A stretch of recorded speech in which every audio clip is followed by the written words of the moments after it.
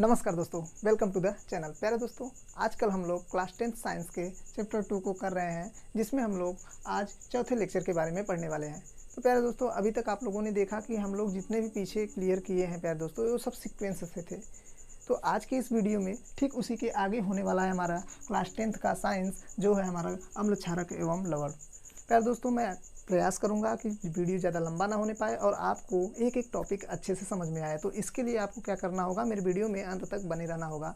और प्यारे दोस्तों, यदि आपको ये वीडियो अच्छा लग रहा हो तो प्लीज़ एक लाइक कर दीजिएगा, और यदि आप चैनल पर नए हो तो चैनल को सब्सक्राइब करके बेल आइकन को प्रेस कर लीजिएगा, ताकि ये मेरे आने वाले हर एक वीडियो का नोटिफिकेशन आप तक सबसे पहले पहुँचे। तो चलिए यार शुरू करते हैं। तो अभी तक आपने इसके पिछले वीडियो में देखा, हम लोगों ने अम्ल एवं क्षारक के जलीय विलयन के बारे में पढ़ा था। उसमें हमने देखा था तनु अम्ल क्या होता है और सांद्र अम्ल क्या होता है। तनु अम्ल और सांद्र अम्ल के बारे में डिटेल चर्चा वहाँ हुई है। यदि आपने उस वीडियो को नहीं देखा है तो प्लीज़ आप उस वीडियो को जाकर ज़रूर देखें, और वैसे भी मैं उस वीडियो का लिंक इस वीडियो के डिस्क्रिप्शन में दे दूँगा, आपको घबराने की ज़रूरत नहीं है। तो यहाँ देख सकते हैं मैंने pH स्केल के बारे में लिख के रखा है। तो यार प्यारे दोस्तों, pH स्केल क्या है, इसके बारे में जानने के लिए मैं आपको कुछ एग्जांपल्स देता हूं। जैसे आपने लंबाई को मापने के लिए क्या मात्रक बनाया होगा, मीटर। समय को किस में मापा जाता है, सेकंड में। ऐसे ही प्यारे दोस्तों, द्रव्यमान को किलोग्राम में मापा जाता है।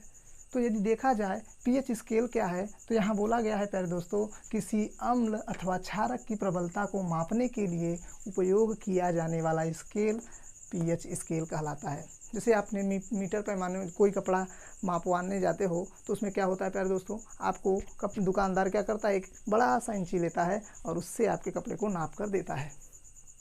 ठीक उसी प्रकार यदि अम्ल को स्वाद में खट्टे होते हैं, क्षारक स्वाद में कड़वे होते हैं, अगर उन्हें चीख कर बताया जाए तो क्या संभव है क्या कि हर एक अम्ल क्षारक को स्वाद चख कर पता कर लिया जाए कि हाँ ये अम्ल है, क्षारक है।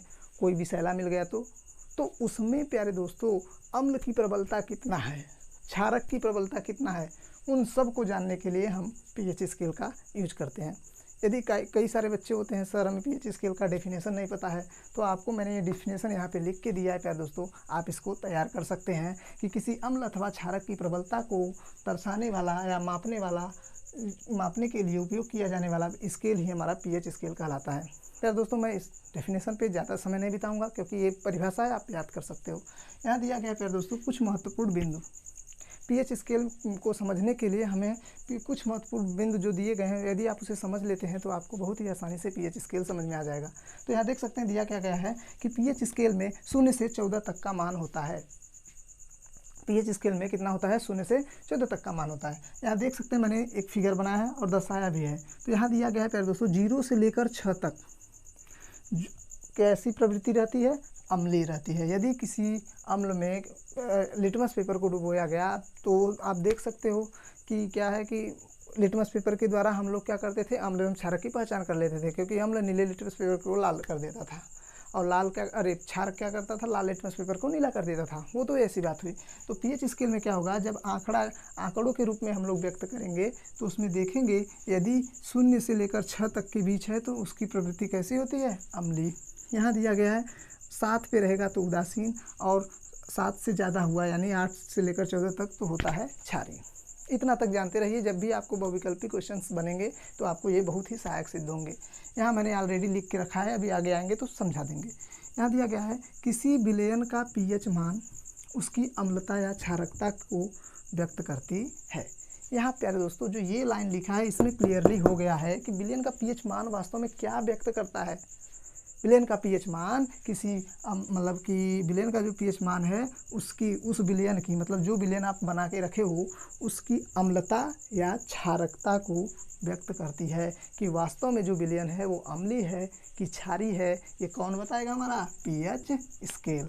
आई होप आपको ये वीडियो अच्छे से समझ में आ रहा होगा अपने दोस्तों। तो यहाँ देख सकते हैं दिया गया है हाइड्रोनियम आयन H3O+ की सांद्रता जितनी अधिक होगी pH मान उसका pH मान उतना ही कम होगा।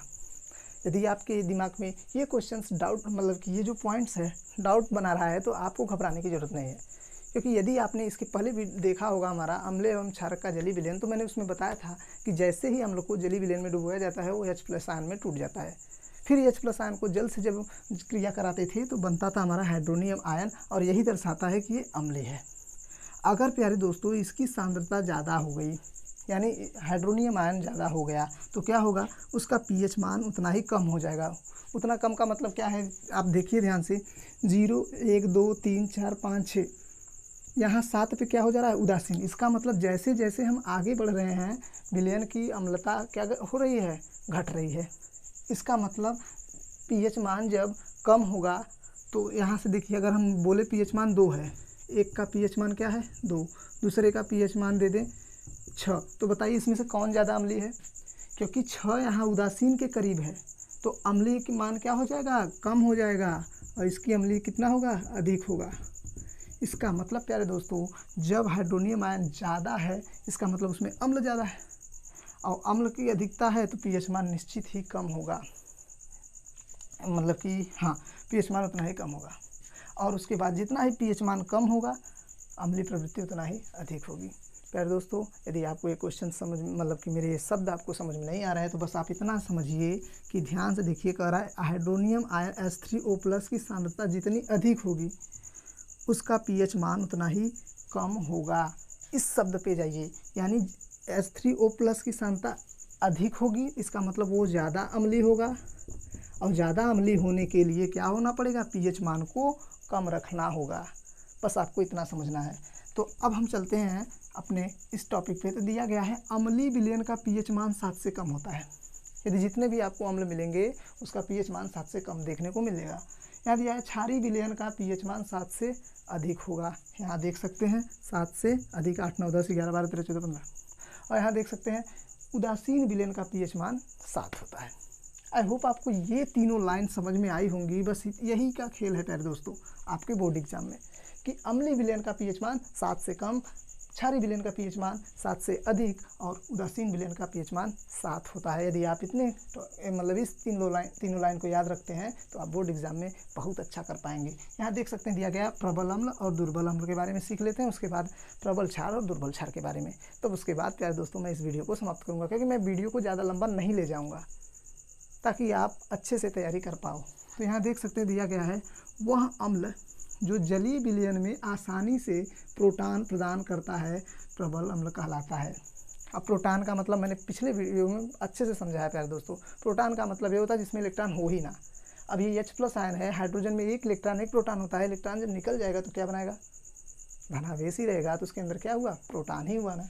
तो यहाँ देख सकते हैं कि जो वह अम्ल जो जलीय विलयन में आसानी से प्रोटॉन प्रदान कर देता है प्रबल अम्ल कहलाता है। जैसे आपको दिया गया HCl, जल में तो जब डालोगे इसे तो H+ और Cl- में तुरंत टूट जाएगा, ये मिल जाएगा। H2SO4 और यहाँ दिया गया है HNO3 आदि। दुर्बल अम्ल की बात कर लेते हैं दोस्तों, तो दिया गया है वह अम्ल जो जलीय विलयन में आसानी से प्रोटॉन प्रदान नहीं करते हैं, दुर्बल अम्ल कहलाते हैं। मतलब ऐसे अम्ल होते हैं भी हैं जो जलीय विलयन में डालेंगे लेकिन आसानी से नहीं देंगे H+ आयन, तो उसे हम लोग बोल देते हैं दुर्बल अम्ल। और यहाँ दिया गया एग्जाम्पल CH3COOH, और यहाँ पे दिया गया है H2CO3 आदि। मेरे दोस्तों आई होप आपको समझ में आ रहा होगा वीडियो। आपको कन्फ्यूजन कहाँ होगा मैंने बता दिया, मैं बता देता हूँ आपको। यहाँ चीज़ पे कन्फ्यूजन हो रहा होगा। मेरी बात याद रखिएगा, जैसे जैसे pH मान में हम आगे बढ़ रहे हैं, ध्यान से देखिए, वैसे वैसे अम्लीय प्रवृत्ति घट रही है। इसका मतलब यदि pH ज़्यादा होगा, ध्यान से सुनिएगा, pH ज़्यादा हुआ तो अम्लीय प्रवृत्ति घट जाएगी, अम्लीय प्रवृत्ति घटेगी। ध्यान से देखिएगा, बस इतना समझ लीजिएगा, क्योंकि pH मान जितना कम होगा वह प्रवृत्ति उतनी ही अम्लीय होगी। ध्यान से देखिए, 1 2 3 4 5 6 से 6 के बाद क्या हो गया, उदासीन हो गया, उसके बाद क्षारीय। इसका मतलब अम्लीय प्रवृत्ति इधर से घट रही है जैसे जैसे। इसका मतलब आपको ये ध्यान देना होगा, pH का मान यदि ज़्यादा होगा तो अम्लीय प्रवृत्ति कम होगी, और pH मान यदि कम होगा तो अम्लीय प्रवृत्ति उतना ज़्यादा होगी। आई होप आप समझ रहे होंगे। तो आप इसका स्क्रीनशॉट लीजिए, तब मैं आपको प्रबल क्षार और दुर्बल क्षार के बारे में समझाता हूँ। तो प्यारे दोस्तों बढ़ते अपने नेक्स्ट टॉपिक की ओर। तो यहाँ देख सकते हैं दिया गया है प्रबल क्षारक क्या है। तो जैसे अभी आपने प्रबल अम्ल या दुर्बल अम्ल को समझा है प्यारे दोस्तों, वैसे ही आप प्रबल क्षारक को समझ सकते हैं। दिया गया है वे क्षारक जो आसानी से प्रोटॉन ग्रहण करते हैं। अभी आपने देखा अम्ल प्रोटॉन देते थे, लेकिन क्षारक क्या होता है प्यारे दोस्तों, प्रोटॉन को ग्रहण कर लेते हैं वही प्रोटॉन। तो यहाँ देख सकते हैं आसानी से प्रोटॉन ग्रहण करते हैं अथवा आसानी से OH- आयन उत्पन्न कर देते हैं, आसानी से OH- आयन उत्पन्न कर देते हैं, प्रबल क्षारक कहलाते हैं। एग्जाम्पल आपको दिया गया है NaOH और OH आदि, इतना सफिशियंट है प्यारे दोस्तों। अब बोर्ड एग्जाम में परिभाषा डेफिनेशन लिखकर एक एग्जाम्पल दे देंगे, हो जाएगा। यहाँ दिया गया है दुर्बल क्षारक, कह रहा है वे क्षारक जो आसानी से प्रोटॉन ग्रहण नहीं करते हैं अथवा आसानी से OH- आयन उत्पन्न नहीं करते हैं, उसे हम दुर्बल क्षारक कहते हैं। एग्जाम्पल दे दीजिए NH4OH और CaOH का होल ट्वाइस आदि।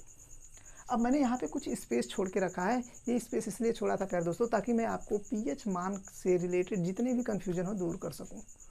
तो मैं आपको अम्ल के लिए मैं समझा रहा हूँ प्यारे दोस्तों, और इसको देखने के बाद आपके सारे डाउट क्लियर हो जाएंगे प्यारे दोस्तों, आप घबराइएगा नहीं। यहाँ दिया गया है अम्ल के लिए मैं बात करना चाहता हूँ प्यारे दोस्तों। अम्ल के लिए यदि बात करें तो मैं आपको एक विलयन दे रहा हूँ, विलयन A दे रहा हूँ और दूसरा विलयन B दे रहा हूँ। दो विलयन आपके सामने रखे गए हैं। अभी आप तुरंत बताएंगे प्यारे दोस्तों, देख लीजिएगा बिना मेरे बताए। अगर मैं बोलूँ इसका pH जो है वो कितना है, 6 है, और इस एक pH है, मतलब कि यहाँ आपको दे दे दूसरा pH जो है विलयन B का pH आपको 2 दिया है। क्या आप मुझे बता सकते हैं इसमें से प्रबल अम्ल कौन है? अम्ल की बात कर रहे हैं। अभी मैंने आपको बताया था कि अम्ल में जैसे जैसे हम आगे बढ़ रहे थे, 0 से लेकर आगे आंकड़ा बढ़ रहा था, उसमें अम्लीय प्रवृत्ति घटती चली जा रही थी। 6 के बाद क्या आ जाता था? उदासीन। उदासीन के बाद क्षारीय विलयन शुरू हो जाता था। इसका मतलब इसका pH 6 है, pH मान ज़्यादा, इसका मतलब ये क्या है? दुर्बल अम्ल है, दुर्बल अम्ल।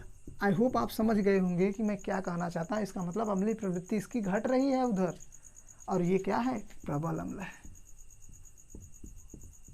प्रबल अम्ल, क्योंकि इसका pH मान कम है। जिसका pH मान कम वो ज़्यादा अम्लीय प्यारे दोस्तों, और जिसका अम्ल के लिए मैं बात कर रहा हूँ, और जिसका pH मान ज़्यादा होगा अम्ल में, उसका क्या होगा? दुर्बल अम्ल होगा। अब यहाँ देख सकते हैं, अब मैं क्षार के लिए बात कर रहा हूँ, क्षारक के लिए। इसके लिए भी मैं विलयन A दे रहा हूँ, आपको विलयन A दे रहा हूँ, दूसरा विलयन B। यार दोस्तों मैं अपने बेस्ट से बेस्ट एग्जाम्पल के थ्रू समझाने का प्रयास कर रहा हूँ। आई होप आप समझ रहे होंगे। यहाँ दे रहा है, अगर मैं दे दूँ pH मान इसका एक है 8 और इसका pH मान है 12। आप बताइए कौन दुर्बल क्षार है और कौन प्रबल क्षार है? यार दोस्तों आपने देखा होगा स्केल में कि 7 के तुरंत बाद 8 से शुरू हो जाता था क्षारीय प्रवृत्ति। तो शुरू में क्या है? क्षारीय प्रवृत्ति वहाँ से शुरू हो रही, यानी pH मान जिसका 8 है वो अभी दुर्बल क्षार है। क्या है? दुर्बल क्षार। जैसे जैसे आगे बढ़ेंगे क्षारीय प्रवृत्ति बढ़ती चली जाएगी, यानी pH मान 12 वाला क्या है हमारा? प्रबल क्षारक है, प्रबल क्षारक है। पर दोस्तों आपने देखा कि मैंने इस वीडियो को कितने ही डिटेल में बताया है प्यारे दोस्तों, और वीडियो ज़्यादा लंबा होता चला जा रहा है। तो प्यारे दोस्तों अब मैं अपने वीडियो को इस पर समाप्त करूंगा। तो मैं आपसे यही बात कहूंगा प्यारे दोस्तों, यदि आपको वीडियो अच्छा लगा हो तो एक लाइक कर दीजिएगा, और चैनल पर नए हैं तो चैनल को सब्सक्राइब करके बेल आइकन को प्रेस कर लीजिएगा, क्योंकि ताकि जिससे जितने भी हमारे न्यू वीडियो अपलोड हों आप तक सबसे पहले पहुँचे। तो चलिए दोस्तों पढ़ाई करते रहें। All the very best. जय हिंद।